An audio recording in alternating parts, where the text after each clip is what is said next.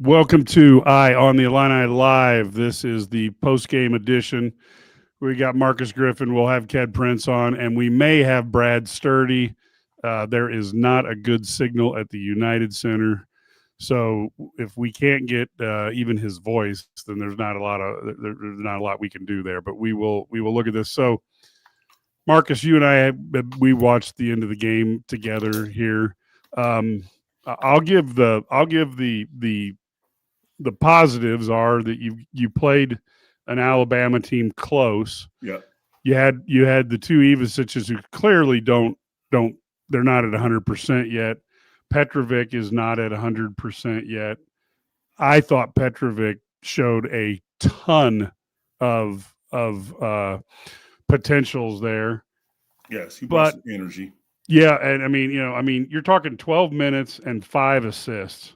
That's the definition of a point guard. And by the way, knocked down a three. I mean, that gives you some hope. Yeah. So you say, well, we get a couple guys coming back and playing better, but there were some other things that were going on that Illinois needs to go back and work on. And I know as somebody who was an Illini legend who played, at the highest levels, let's talk a little bit about what maybe opportunities there are for improvement from the Illini. And obviously, as fans are saying right now, free throws are at one of the things on that list. Yeah, free throws. We can't. I'm talking about free throws to my fourth grade travel basketball team that we coach here at Dunlap. That is going to be. It's an opportunity to get free points. It's an opportunity to slow down the other team's offense. You got to convert. I think we was below 50% in the second half. I think we shot, 13 for 22 from free throws. It got to get better. But it was two glaring things. The rebound, I thought we would have had a bigger 40-38 with the size advantage that we have. It was just so many long rebounds that the guards have to clean up. The guards got to clean up the long rebounds because when you playing up against a team like Alabama, they're shooting from 40 feet. It's not going to be short rebounds like the rebounds right at the rim. You got to get in there and dig those out. Transition, getting back on defense. We got to acknowledge stuff at half court. You got to turn. You got to backpedal, sprint to half court, turn and backpedal, get your head on a swivel so you can start finding out who you're going to be guarding, especially when you're playing a team like Alabama. You don't have time to run full speed with your back to them, getting all the way down to the free throw line. Because by you turn around, they are already in scoring position. And then the last thing, like I said, at halftime, and me and KP didn't agree with, but Boswell did take off in the second half. We have to find a way to get that ball in the paint. And it cannot be, when you're playing against great defensive teams, it cannot be a lot of isolation. I'm not asking those big guys to score down there, but you have to make a presence because we are not going to hit threes all the time. We got to have second and third ways that we can score. Because if we don't, in the hard Big Ten, it's going to be rough to get buckets when you're not knocking down threes on a consistent basis. And I think we shot, 33% in this game? And I don't know what is our season percentage. Mike, do you got that? I don't have it right in front of me. Yeah. Our season three-point percentage, I don't think it's good, but we got to figure out easier ways to get buckets. Well, Ked, what are your thoughts after a second half that Illinois was tantalizingly close? Yep. But that first 5 minutes, it's funny because I would get in arguments with other media members who've never coached before, and I would try to explain to them the first 3 to 5 minutes of a half, and the last 3 to 5 minutes of a half, you could make a living if you can play those well, and the first 4 or 5 minutes of the second half, Illinois, that was the lead that stayed for the rest of the game. Ked, your thoughts? My initial thought, and it's a tough loss. It's a frustrating loss because the one thing Illinois couldn't do was to contain their guards. I didn't get to hear the very beginning of what Griff talked about, but the guards, like I said to you at halftime, they stole the show. And there's a lot we can say that we could do differently and stuff, and I'm sure we'll get into it and talk about what we think we would have done differently. But I'm just it stinks, and I mean there's a lot of things that went into the game, but I think the one play of the game for me was Illinois was down 1 or 2, I think, and Stojakovic went on his run, and he kicked it out to Zonomir wide open. He makes that shot. The game changes. The momentum changes. He misses it. Alabama goes on the court and knocks down a 3, and they never recovered after that the rest of the game. That was one of the biggest shots of the game to me because they never recovered after that. You know, if you're going to miss a 3, you can't come down the court and give one up. Yeah. Agreed. I found myself frustrated by the fact I know it's an ISO offense, but there's like no movement on the other side of the ball. And so myself, I found it, if you weren't the pick guy and you weren't you weren't the guy with the ball, it kind of takes you out of your rhythm. You're kind of watching to see what happens. And I thought that was tough. I also thought Markovic got in his own head. You start off, every basketball player on the planet started off a half missing 5 shots. You know, it happens to the best of you. And you can't let that get into your head. Yes. You know, and he was pressing a bit. That layup he missed, as soon as he did it, I was like, man, I did that so many times. I did that same thing. Like you go up and you expecting somebody to hit you and you go up a little stronger. And next thing you know, you get to the rim and the ball slips out right off the top of the fingertips. And you miss it and you try to get back up and jump real quick. And you like, oh my gosh, how did I miss that layup? Yeah, he lost the ball going up. And he did. You know what? I can't fault that kid. That kid's effort. He's out there battling with guys that are athleticism is way more than he could. Yes, it is. So I can't get frustrated with that. I mean, to me, we could all say what we think. Me personally, I think Illinois lost the game at the free throw line. You shot 59% of the free throw line. 59. Yeah, they were 13 for 22 for 59.1%. You can't do that. I'm sorry. You just cannot. And then they come down the court and make them at timely matters. You know, excuse me, that doesn't make any sense. They make free throws when they count it. Illinois did not. They wanted the ball. It's tough because I will say this. Alabama won. But Illinois was much more competitive this game than what they were last year, and you didn't get a great performance from Keaton Wagler tonight. Anything, it's just too bad because I think if they played 10 times, they may split 5 out of 5. Can I ask you guys a question? Shoot. First thing, this was an Elite 8 battle. Could be a Final Four worthy team. These two teams are really, really good teams. How would have y'all slowed down Alabama in transition? Is there anything off the top of your head that y'all would have used for Illinois' offense that can help slow down their transition, getting the ball out of the? Yeah, I have an answer. Here's my answer. First of all, if I'm going to play Zonomir, he would never be at the free throw line. Because chance of getting a rebound is dumb. He would be at the free throw line, and I would have Kylan Boswell, who's your best defender, at half court. Because you cut the snake off because their guards are quick. And if you know, and our best defender, our best shot blocker is Zonomir. So when teams did that to me, I always have my best shot blocker in the back because if you guys remember, early in the second half, it didn't happen a lot in the second half, but it was early. They attacked the basket, and Zonomir was out. So if he's in the game, teams are less likely to attack him, and then you cut the head of the snake off because Kylan's quick enough laterally to go left and right. They didn't do that, and everybody's different. I'm not saying that would have worked, but that's what I would have done to at least try to slow it down. And I will say this real quick before you answer, Mike. I don't know how you guys feel. I'm really, really impressed with the matchup zone that they went to that was deep. The only tough thing about it is that they didn't get a lot of blockouts, but that zone was so far extended, it really confused Alabama that Illinois just couldn't get the timely breaks. a lot of people don't like this. I'm a big 50-50 guy.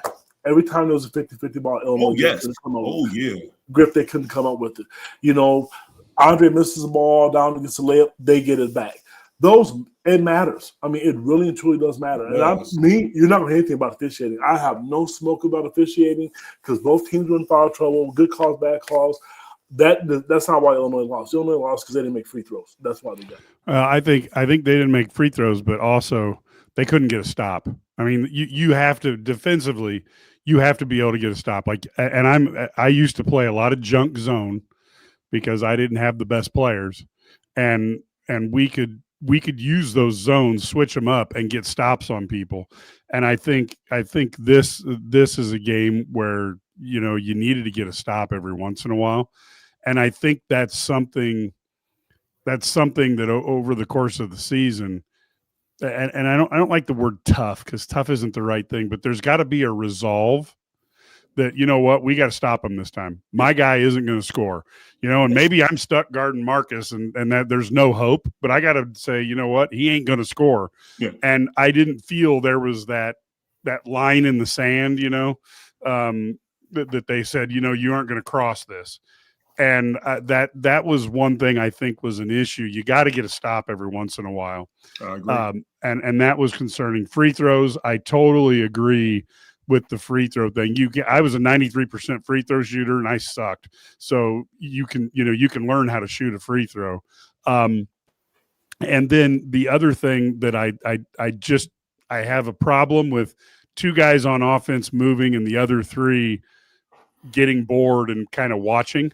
That's NBA basketball, Mike. I'm sorry, but and I agree with you. But that's what Illinois basketball has become. Because in the NBA, that's what you see, and they run the Oklahoma offense, and that's what it is. Sorry to cut you off, but I get it, and I just look. You know what? Figure out, and I'm Underwood's a smart guy. He knows basketball offense fantastically.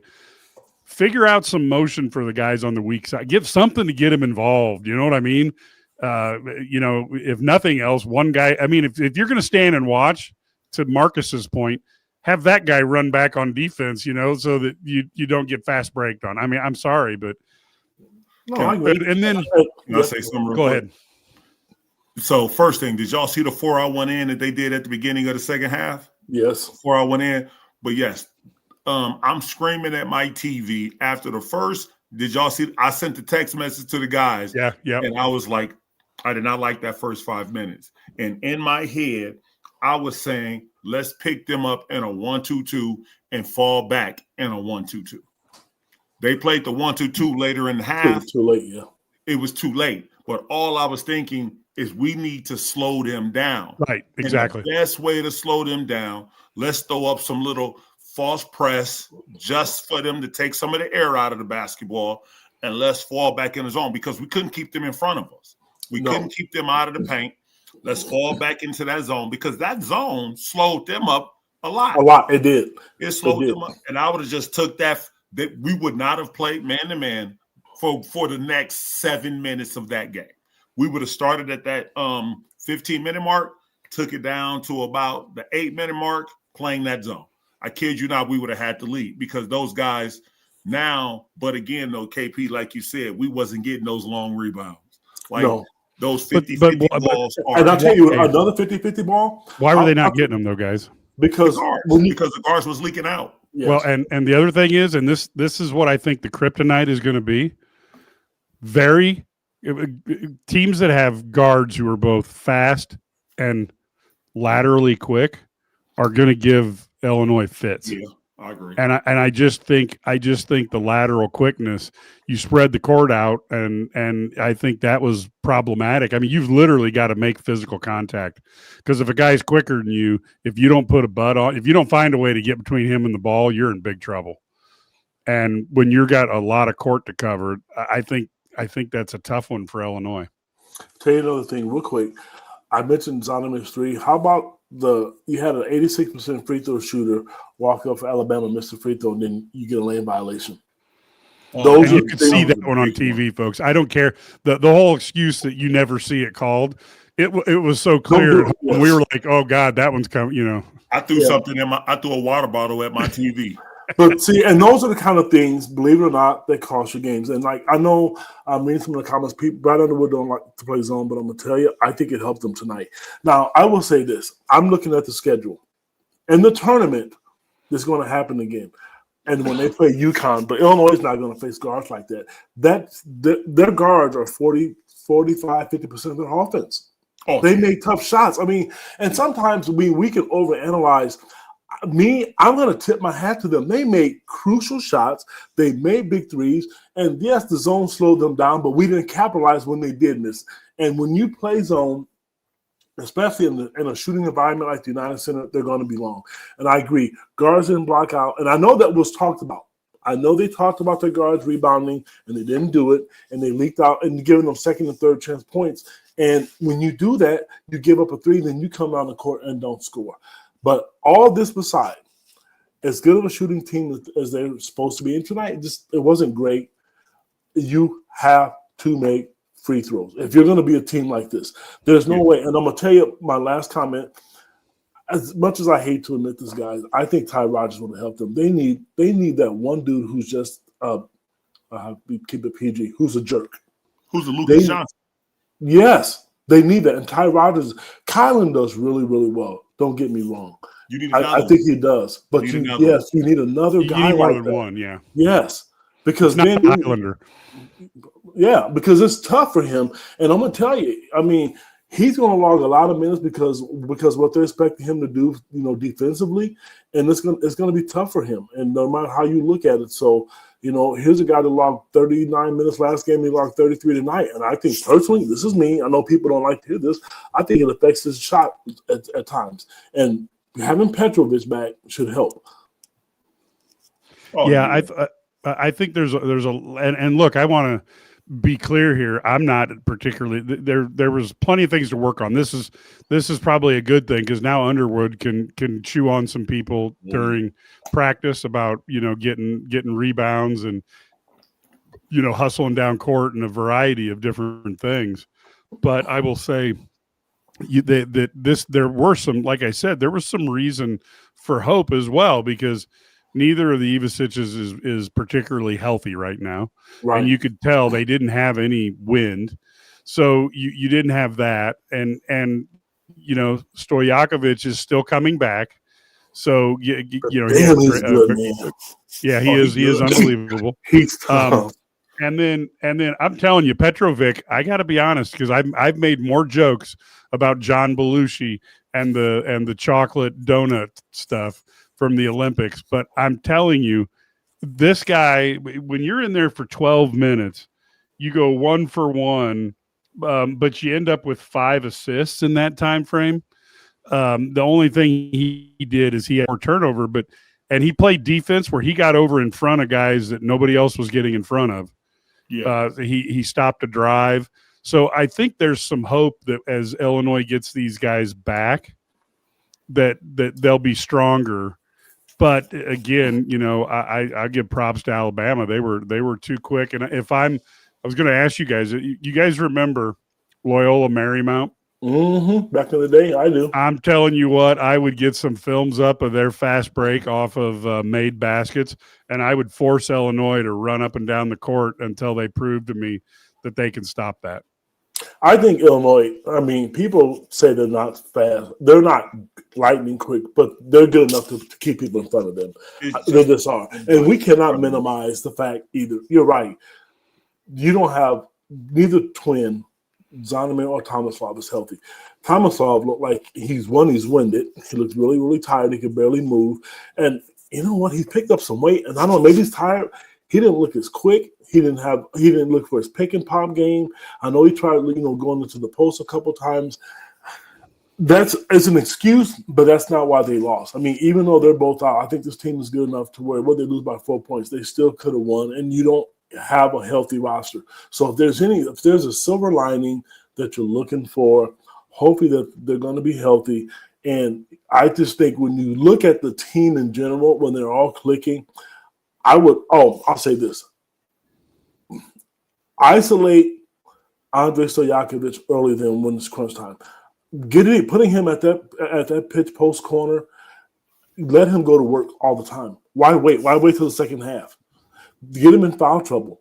I don't care if he shoots 27 times a game. If he's shooting and if he's converting, now if he's not making free throws, that's a concern. And I can tell you this: his dad is going to be pissed. I can assure you that.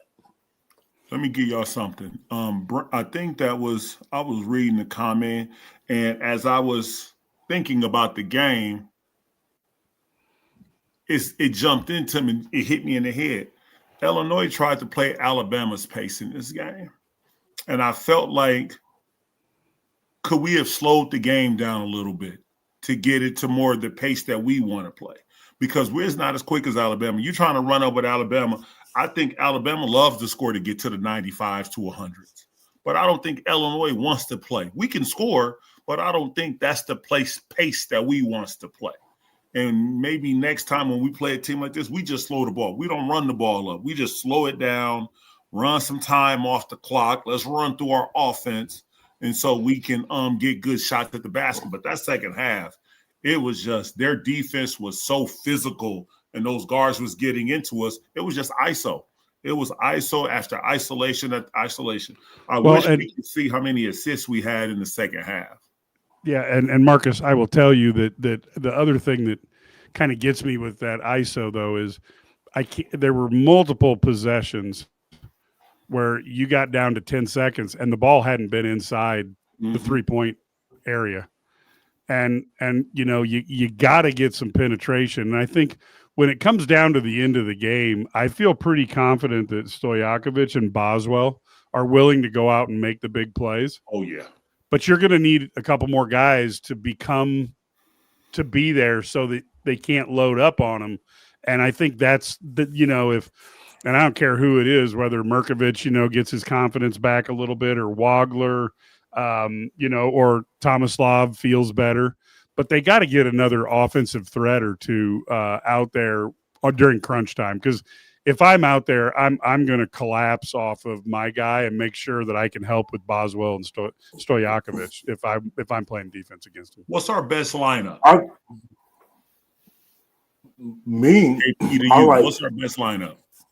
I like Boswell. I like Stojakovic. I like David. I like Tomislav. I like Keaton Wagner. Those would be the five. And Mike, to answer your question, I do think Keaton Wagner. I think Ked Marcus could be that guy. Tonight was just one of his lowest output scoring. And I'm not saying, season. Yeah, I'm not trying to insult anybody, Ked. I'm just saying that's where we got to get. No, okay. You know. No, I agree with you because you know Michael Jordan always said one player's not going to win a game, two is going to keep you competitive, three will give you a chance. You have to at least have three legitimate scorers out there to have a shot at winning anything at all. You know, and you look at Alabama tonight, they had 4 guys, 5 guys in double figures. But Illinois had 4 guys in double figures. So the one guy who, I mean, like I said to you, Wagler didn't have a great shooting night tonight. Lost a lot of minutes, but I'm going to keep harping on the free throw line. Alabama shoots 74%, Illinois shoots 59%. And I can assure you in the press conference, and I've not heard it, that's going to be brought up. I guarantee it. Yeah. Well, look, I mean, you know, if you want to go, let's take it away from percentages because people don't think in percentages. You don't play basketball in percentages. But if Illinois, you know, shoots the same percentage, they get 4 more points at the line. Yeah. That might be that might have changed the game around a little bit, huh? Well, and then you have guys that are really like Keaton Wagler, who is a 88% free throw shooter. He goes 3 for 5. You know, Kylan Boswell 77%, and you know, he was 6 for 7. He missed a crucial one at the end. Overall, I mean, just as a team, and I mean, I can't pretend that Stojakovic, you know, didn't shoot the ball up in the free throw line. Being 2 for 5, 2 for 5, he's too good of a player to go 2 for 5 in the free throw line. At that crunch time, he's played too much basketball. He goes across his face a little bit like Lonzo Ball. Even his 3-point shots look like that. That's I've coached kids who do that, you know, and none of them play major college ball, but I do think that's something that, you know, when you miss sight of the basket for a second on there, that does make it a little bit tougher, but you know, it's rhythm and timing, so you know, you can have a unique shot as long as it goes in. You practice it enough. I know fans are mad. I know fans are upset. You see all the negative comments on social media. I'm always that way. I guess I can be, but I'm looking at the silver lining. He makes free throws. I'm not mad with the offense. I'm critical of the officiating. I don't think they affected the game. I just really don't. I mean, there was a time at the end of the game, some of the fans wanted an offensive foul or flagrant. That wasn't. I mean, are you kidding me? It wasn't. But, you know, look, I agree it wasn't. But I'm telling you one thing: as I watched that, I was talking to some guys, and I was like, you know, this is exactly what you don't want to do. You don't want to act like a 2-year-old out there and open the door to these referees making weird decisions. Oh, yep. no. So again, I'm not saying it was a foul, but as I watched it, I'm like, this could be a foul. And obviously Underwood was right there. They're not at the end of the game. I mean, Brandon, I'm sorry. If you think the officials are going to call something like that, I'm sorry, at the end of the game, they're not. And that's why they didn't call it. That's exactly why they didn't call it. It wasn't aggressive enough. And we can all go back to the Kylan Boswell foul at the game at home when they played Texas Tech. I understand all that, but I'm really, really sorry. I had no doubt in my mind that it was going to be a play on. It just was. To be honest with you, I didn't see that first. I thought maybe they were mad because he traveled or something like that.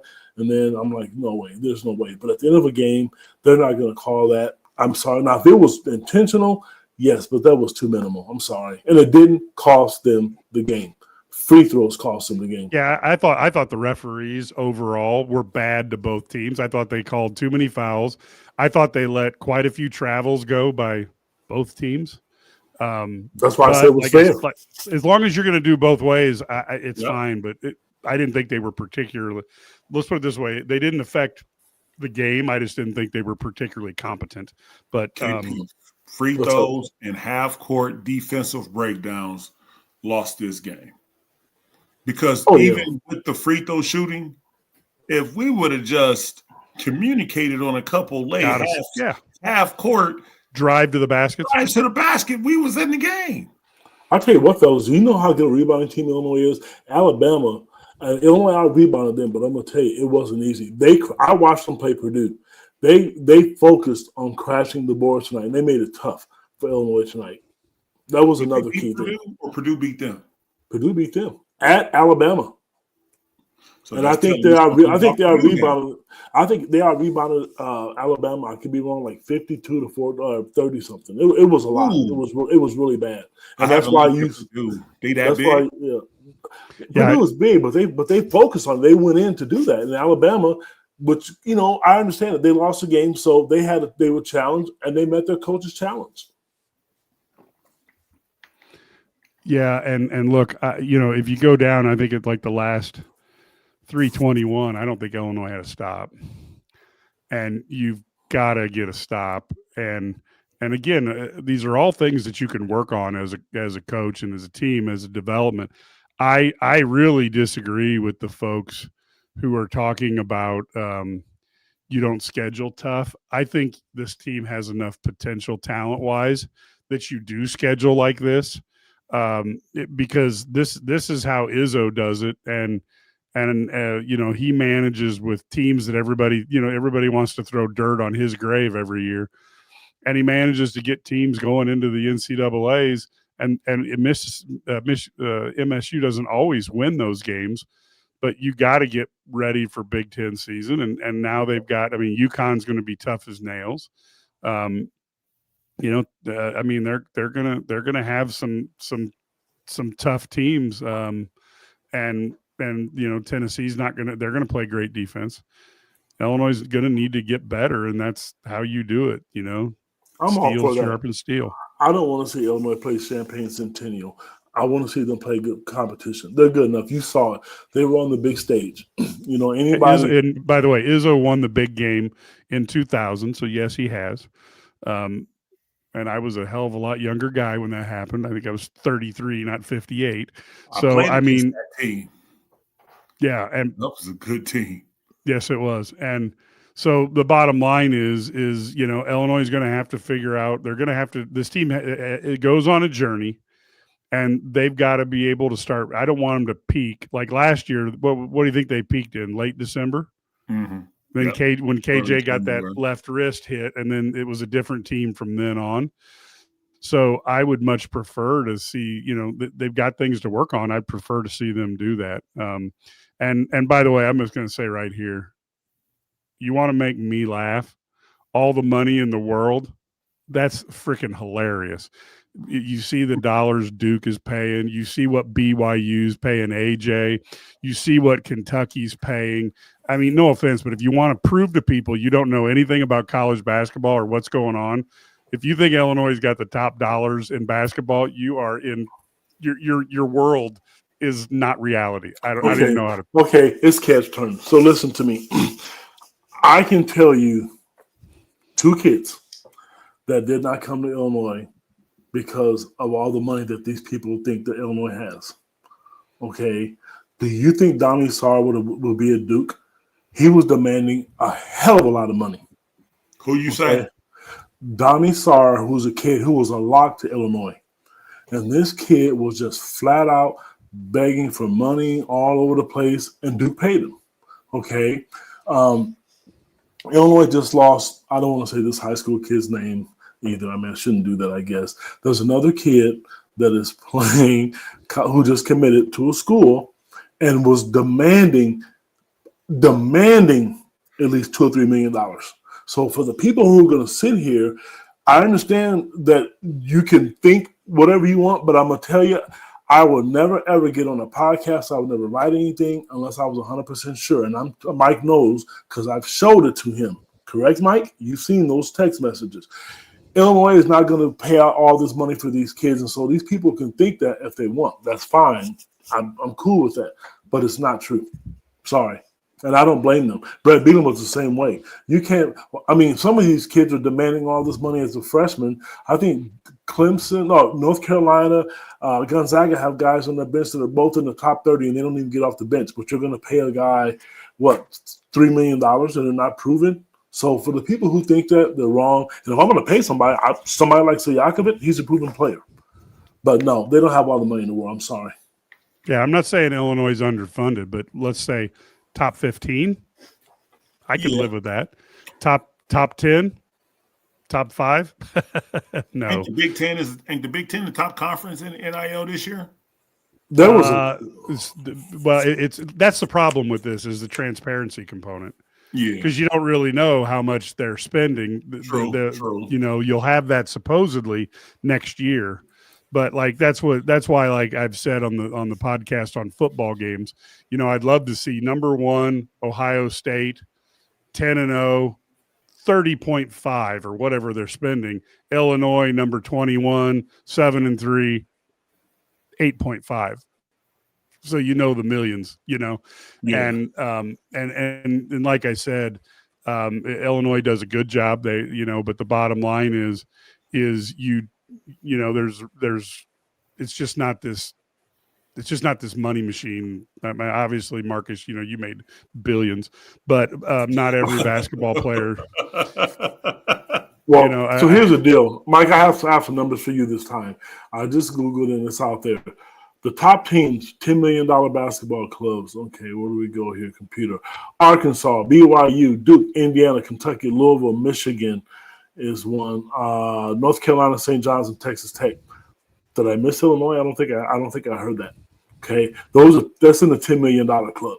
So for people who think there's all this money that there's out there, I mean, and yes, they're not last and they compete, but if they think that they have this big $22 million cap and they're just out there or $40 million cap and paying people, doesn't work that way. And I'm gonna say it to you again: they have lost recruits. Because and Tarter Head, I'm gonna tell you, we talk as a staff. BYU has a ton of money, and you can tell. Look at those players out there. How in the hell they just automatically turn a program around like that? It's because they're throwing money at those kids, and I don't blame them. Oh yeah. And look, let's be honest with you. I want to be really clear. I think the players should get paid. I came to watch Illinois win with Marcus Griffin on the court. I did not come to watch Illinois play with a bunch of guys like me who really care about the school, because you're never going to win a game. So the bottom line is I think the players should be paid. And I also think you can't stop people from bending the rules. So let them do what they want. Just make the transparency. I just want to know, if Ohio State's paying $40 million for a football team and Illinois is paying 10, I'd just rather know, like, dollars for dollars what we're getting out of our coach. And you know what? I'll here's my last comment. I agree that players should get paid, but not what they're getting paid now. Like, it seemed like the pendulum was over here, and they went all the way over here. Yep, I agree. They need to reset it and get it back in the middle. And, the main reason they're not doing it is there's a feeling, we don't want to call these players employees because of some of the trickle down that means. Sale. But to be honest with you, if you would make it more of employees and you could put in a salary cap, you could have a labor agreement, and it would probably be much better overall. But look, that's the biggest challenge of college sports today is, unlike the NFL, unlike the NBA, Major League Baseball, when you come in first place, you also get first pick in the talent because you got more money and you got more tradition. Yeah. In the NFL, you come in first place, you pick 32nd, and you got to figure out, like, if I want to keep my team good, you got to figure out how to do that. Mike, I want to make one more comment about this. Yep. I know, and I'm done with it because there was a big basketball game tonight. I want to focus on that. But it was no secret how close I was to the Coleman Hawkins family. And this summer, we had a cookout. No sarcasm, we really did. And I want to tell you right now, I was with the family. Whatever he got at Kansas State to leave Illinois, BYU was going to double it. They didn't go to Kansas State because of the environment. That's why they didn't go. So BYU has a ton of money, and they offered to double what he got at Kansas State. So, yes, this is out there. It's there. And Mike, and like you said, it's not going to change. They have to put a cap on it. I don't know what it is. But Illinois right now, they've been competitive. Maybe that's why Coach Underwood was going overseas, because you don't have to deal with that. You don't have to pay as much. You don't have to pay as much. Yep. So here's the other thing. We're just kind of going all over the board here. But I'm no offense, William, because you usually have decent feedback here. But I'd say a lot of things about Brad Underwood and Brett Bielema, but aren't going to try. That's, I guess, I don't even understand where that comes from. Again, I'm not trying to say either coach is perfect or whatever, but I don't have that. And then this is, St. Dominic. Here I am agreeing with him 2 podcasts in a row on some things. I'm going to need counseling. But this is the challenge of NIL. You pick the right guy and you look like a star. Florida State did that, and they went undefeated and unfortunately had their quarterback get hurt. And then the next 2 years, they brought in the wrong guys, and they've sucked as a football program. So it isn't easy picking the right guys, and that's why Signetti has been so incredible. First off, he's a good coach. Second off, he got these guys to pay a lot more money than they've ever paid for the football program before. And then the third thing is he's been right on most of his personnel picks. If you're a good coach, you got money, and you're right on your personnel picks, that's incredible. Yeah. Bielema's been pretty correct. Underwood's been pretty correct. They don't have the funds of some of the other people, and I would say football's probably further behind the top team than basketball is. And so, that just means you can't miss when you take a chance. Like, they got Luke Altmaier and paid a little bit of money for him. He wasn't the number 1 quarterback out there that year, but Illinois made the right choice. And they've had 3 excellent years under Luke Altmaier. But yeah, they did. They're not like like I said, they don't have that billionaire out of BYU who's going to pay $9 million or whatever he paid for AJ, and then next year get the check. I mean, hell, he got the G League player, right? So I mean, he's definitely got the checkbook out, and more power to him. Remember, I told you guys about Coach Underwood was going to mention free throws. Reading some tweets from my colleagues, Brad Underwood. The good thing is we got fouled. The bad thing is we got fouled. Free throws. That's what I mean. That's why you lost. That's why you lost the game. And look, all these. Go ahead. Sorry. They got to take a personal accountability for that. Yeah. I honestly, you think about, I wish I was a billionaire, because I will tell you one thing. If I was a billionaire, Illinois would have 2 or 3 years in a row of really good football and basketball teams until my wife just beat me over the head saying that you're not going to spend that much money anymore. Man, if I was a billionaire, I wouldn't even say how much money I'd be. You want what? Don't even ask. Just send the bill. I'd be like, you know what?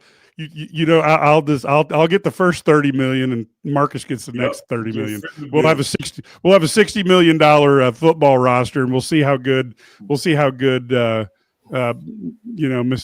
Day is over at Ohio State when Brett Bielema's got double the money of him. But we better win, though. I know that. I'll pass it. I'll just cheer you guys on.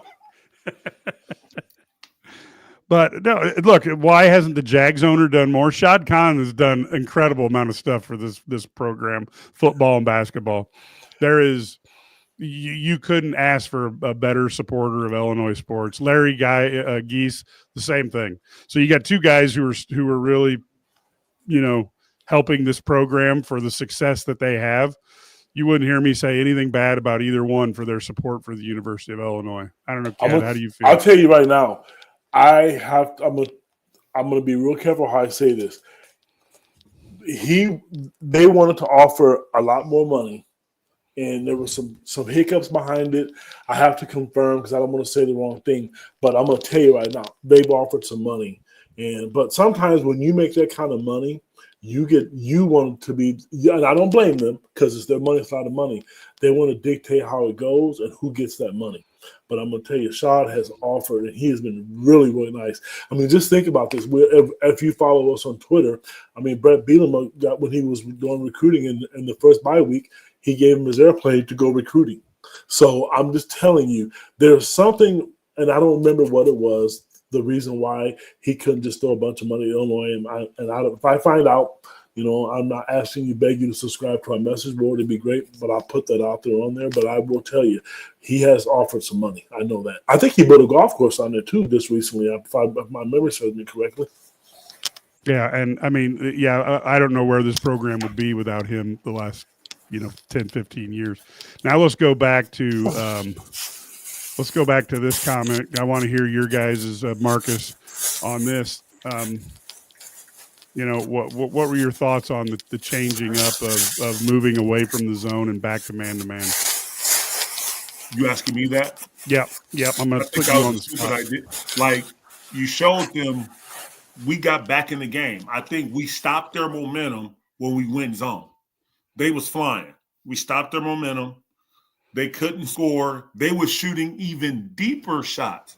But right. The issue is that we wasn't cleaning up those long rebounds. If I would have kept hammering in the huddles, guards, this is you, this is on you. You gotta clean up the rebounds. We're gonna stay in this zone. We're gonna get back in the game, and you guys are gonna clean up those long rebounds. And then we're gonna go down. We're gonna get Stojakovic on the elbow, and we're gonna let him create offense for everybody. But it starts with we're gonna fall back into that zone. We're gonna be long. We're gonna be big. If they shoot it 40 feet, we just got to rebound the basketball. I love the fact that we went zone. I hated the fact that he got us out of the zone, and we never went back into it. My take is it's easy when you're in a zone to just go to the ball and not block out.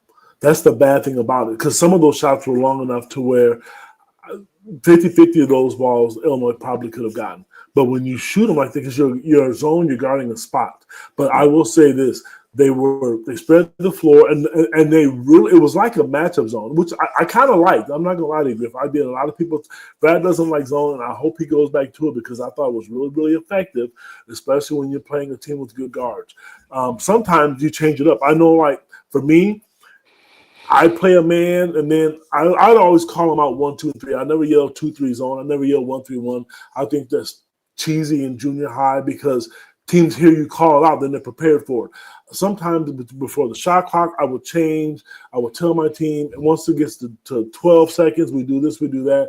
There's multiple things that you can do. At the end of the day, because they didn't get stops, they still lost the game because of the free throw line. I'm not going to change my mind on that. Sorry. Let's give Alabama some credit too, because Thank you, sir. Alabama did come in and play a hell like that team. That team is good. They are. Alabama is a top 5 team. Like when I seen everybody they got, I put them up as a top 5, top 8 team along with Illinois. That team is good. That team is really good. So let's give them some props because those guards are tough. And for anybody to beat them late in March, you better have a quality rotation of guards because they are going to put pressure on you and pressure on that rim because they're trying to get in that paint. It's either threes or layups for Alabama. I will say this, though. Griff, I know you probably don't know a lot about Milo Petrovich, but I'm going to tell you, buddy, remember this night, 11-9, the point guard that's been hurt, number 77 with Ray Gray's number on. Griff, I'm going to tell you, when he's healthy, that kid has a gear, man. I promise you. Remember this night and this podcast, when he's healthy, he's the fastest kid on the team. He is the fast. It don't look like it. I don't know if he's nervous and don't want to tweak it. I don't blame him because those hamstrings are they're long nagging injuries. But when he's healthy and he's played in enough games, I'll tell you this: before he got hurt, I think he was going to be the starting guard next to Colin Boswell. That's how good of a player he is. He's really good. I think it should be him, Boswell at the 2, Stojakovic at the 3, and then go our bigs. How you want to do them at the 4 and the 5? Yep. I think that should be the starting lineup. He's going to be good. Yeah, Wagler's really good, and I think maybe you just go with the hot hand between, the hotter one between Wagler, Petrovic, and a Boswell, depending on who played well the game before. But I think you've got a rotation of really 3 pretty darn good guards there that you can use. And I was always a big believer in keeping them fresh, and so that you could keep the defensive pressure up. So if I got 3. Yeah, I'm sorry. Go ahead. Yeah, no. If I got 3 guards, then I use all of them so that while they're out there, they're expected to go, 100%. Yeah, agree. So that's a I know that's ancient way of thinking about it, but that's just how I tend to think about things. No, and I'll tell you what though is if you want to slow the guards down, if he's healthy, because Griff is right. We're both right. We talked about the guards. Just think if you had Keaton Wagler, Colin Boswell, and a healthy Petrovic. All 3 of those guys. Because Illinois went small. They went small because how fast they were, but then you give up a lot to the basket with Z being out. I just think once he's healthy, that'll give them a different look. It's too bad that he wasn't healthy enough tonight. I don't know if he would have made a difference in the game, but he's a tough kid. I'm just, but again, Thomas Love looks not like himself. And to tell you the truth, when he didn't get to start tonight, because I knew how big of a game this was to Illinois, I wasn't expecting a lot out of him. I really wasn't, because for that reason, if he was 100% healthy and Coach Underwood didn't say he was, he would have got the start, and he didn't. Yeah. Yeah, I totally agree with that. And again, that's the reason for hope that, you've got those opportunities and for improvement. And I think, I think a real good point by Kai is, Alabama answered the call, Purdue exposed them, and then they responded. And that's exactly what Illinois has to do now, because we just easily talked about 3 or 4 things. This is a really good team, okay? So we're not upset. But we just talked about 3 or 4 things that could make this team better, and they've got to now incorporate that in. And if I'm Brad Underwood, the team now can listen. They have a little bit more reason to listen to me. You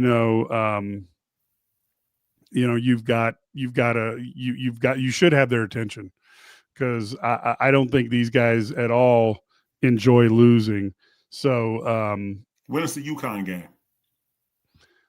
That is coming. Well, you get me right after I get out of the schedule. I think it's next week. I believe. I know. I think it's sometime next. I mean, I could be wrong. It's like the first week of December, ain't it? Maybe right. Yeah, I think so.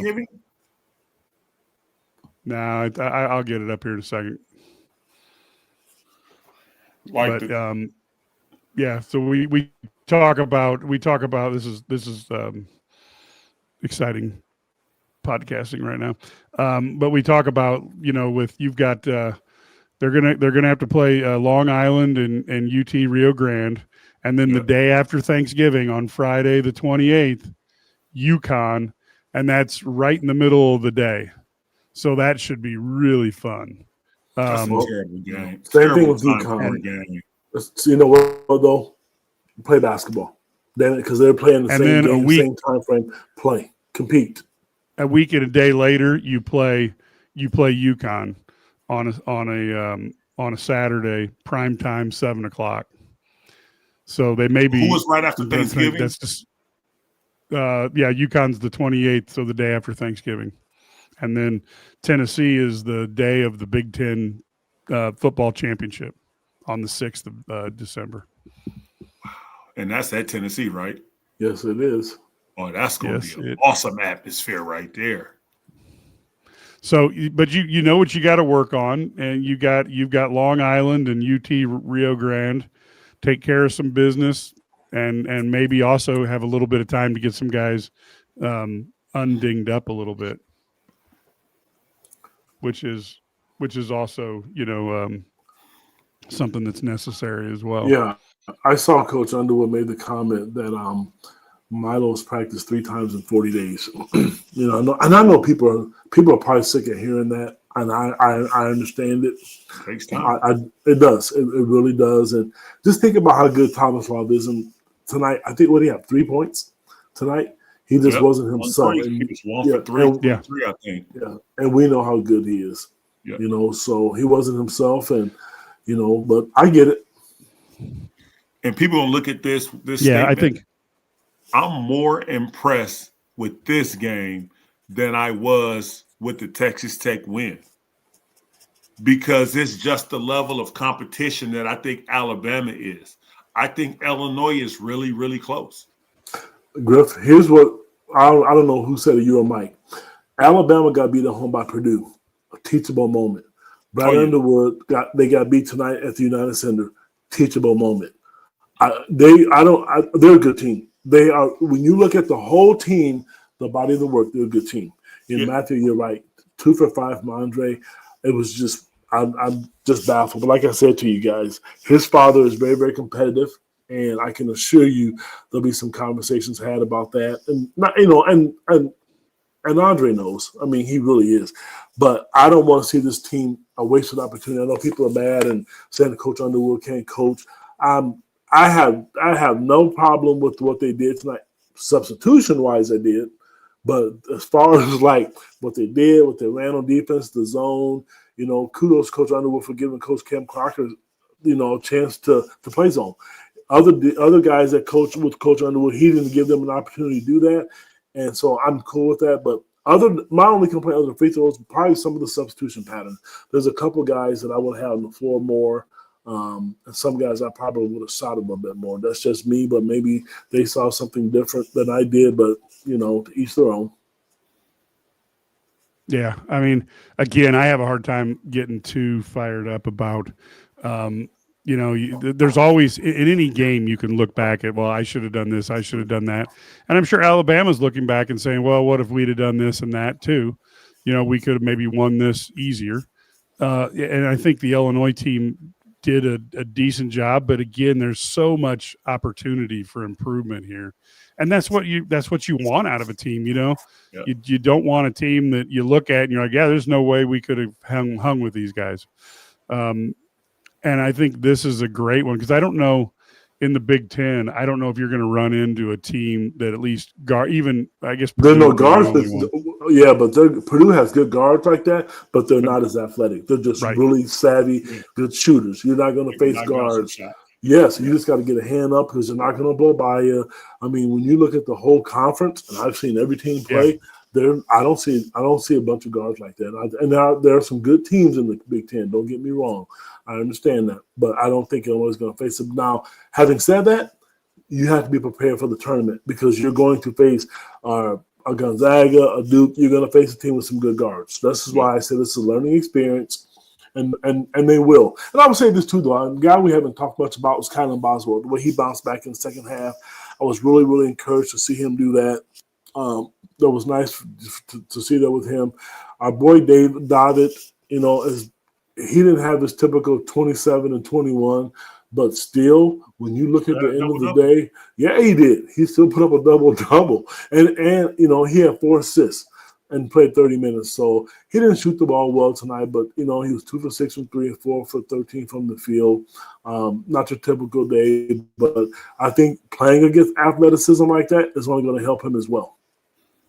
Yeah, I agree. And look, the bottom line is you can't play perfect every day. And I think he got a little frustrated there in the second half and early on. And I think he'll, it gives him the opportunity on how to handle that different the next time he runs into it. So, agree. Folks, we are looking at, I think that Brad's cell phone signal may not support us having him on tonight. So we may try to get him on and do a little bit more. We're going to be busy because Saturday, Illinois plays at 1 p.m. On basketball against the mighty Long Island dudes, and that's at 1 o'clock on the Big Ten Plus, and then so we'll be on. We probably won't do a halftime on that one. We'll do a post game on that one, and then later on, after we, basically do some hydrating, Ked and I'll do some hydrating, some carb loading, then we'll come on and we'll do a halftime and a post-game show for Wisconsin. So, they talk about the athletes being in shape. Well, you don't think Ked and I, this is not easy to watch this much television in one day. But yet somehow when it comes time, Ked and I, we got the soda, we got the pasta, we got the wings, and we do the work. That's a great time. I can't say Marcus is as disciplined as us, but we're going to try to bring him along. What? I just had some wings tonight. There we are. All right, then maybe you can join our club. Mm-hmm. How many games we got left? Football side. We've got this game and one more, and then the bowl game. So folks. This is a big game because Wisconsin is feeling some hope after, which I don't even understand why, but they're going to keep Luke Fickell, which is fine. But the athletic director kind of admitted that I didn't realize we needed NIL, and that's why he sucked. I don't know why they would want to keep the athletic director. But anyway, it's a long story. Roads, guys. We still got a chance to win 10 games. But, yes, Illinois, if they win this one and then can find a way to beat Northwestern, which is anybody who's my age remembers that it's not easy to beat Northwestern even when they're not good. Yeah. Illinois would be 9-3, and then Brett Bielema would have an opportunity to be the first coach in the history of Illinois football to have back-to-back double-digit wins. What bowl game would they be obligated? Like, then it's a selection process, so it depends on which teams get into the CFP. And then the bowls get a pick. Somebody gets the first pick, and I'd have to look at a list. Just tiebreakers. And I'm gonna tell you what else matters is fan support. So, like, if we had an opportunity to go head to head with Iowa, I don't know if we'd win that battle because they travel. Mike, real quick before we get off the air, Joseph made a comment, and I agree with him. Illinois starts 2 freshmen, and I'm not saying other teams don't, but they start 2 freshmen that they really rely on to score and to produce for them. So they're going to be fine. I was more encouraged with that. And Griff, let me ask you before we get off the air. I've always wanted to know this. I know when they built the United Center, Michael Jordan was not a fan of the shooting environment there. The Illinois has never been like – they've had some good games there, but it's just not a good shooting environment. Did you ever have any problems with that?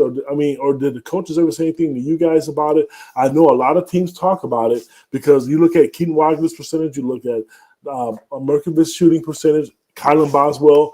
I just don't think it's a good shooting environment. Or maybe I'm wrong. Backdrop.